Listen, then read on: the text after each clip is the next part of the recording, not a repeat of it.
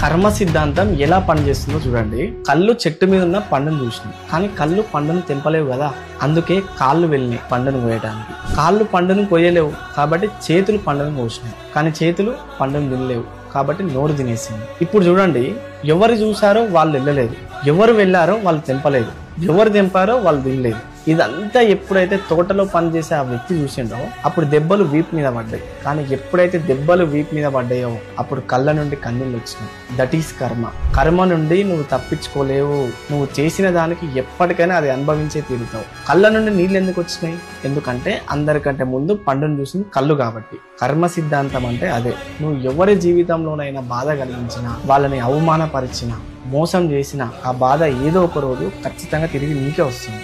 అలాగే నువ్వు ఎవరి జీవితంలోనైనా సహాయం చేసినా, ప్రేమను పంచినా, మానవత్వం చూపించినా, నలుగురికి మంచి చేసినా అది కూడా ఎప్పటికైనా ఆశీర్వాదం లాగా తిరిగి నీకే వస్తుంది.